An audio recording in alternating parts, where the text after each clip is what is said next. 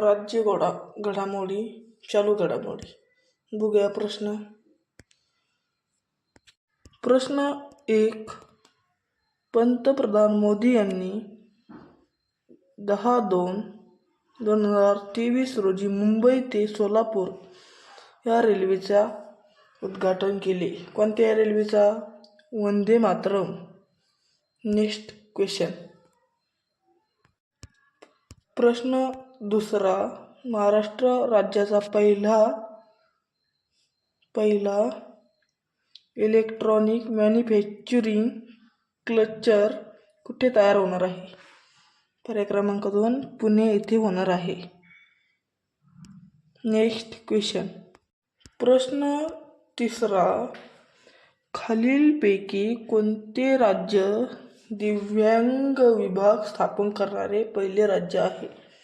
पर्याय क्रमांक 2. Maharashtra. Next question. प्रश्न 4.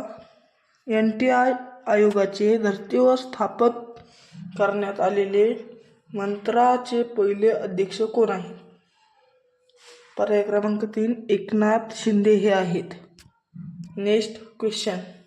प्रश्न 5. महाराष्ट्रातील खालीलपैकी कोणत्या जिल्ह्यात नुकतेच केंद्र शासनाने टेक्सटाईल पार्क स्थापन करण्याची घोषणा केली आहे? पर्याय क्रमांक 1. अमरावती. अमरावती या जिल्ह्यात केंद्र शासनाने टेक्सटाईल पार्क स्थापन करण्याची घोषणा केलेली आहे. एमपी क्वेश्चन आहे मित्रांनो. प्रश्न 6. महाराष्ट्राचे नवनियुक्त राज्यपाल भगतसिंग कोश्यारी यांना टिंब त्यांनी शपथ दिली.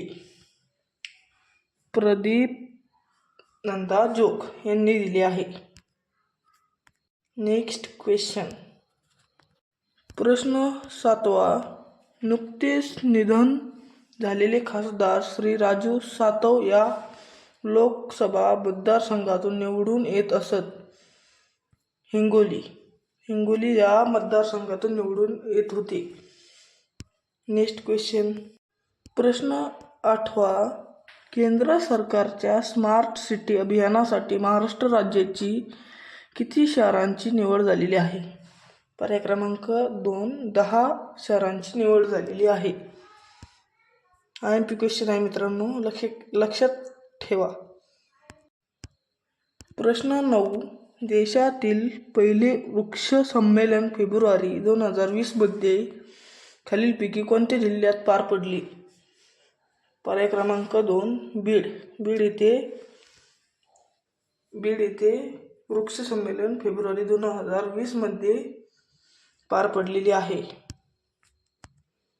प्रश्न 10. सन 2020 मध्ये संत नामदेव महाराजांची कितवी जयंती साजरी करण्यात आली?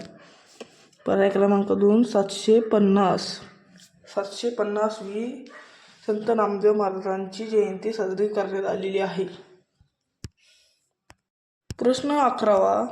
सप्टेंबरच्या शेवटच्या आठवड्यात कोणत्या वादळामुळे महाराष्ट्रात फार मोठ्या प्रमाणात पाऊस झाला? पर्याय क्रमांक 2. गुलाब या हवामानावर मोठ्या प्रमाणात पाऊस झालेला आहे. प्रश्न 12.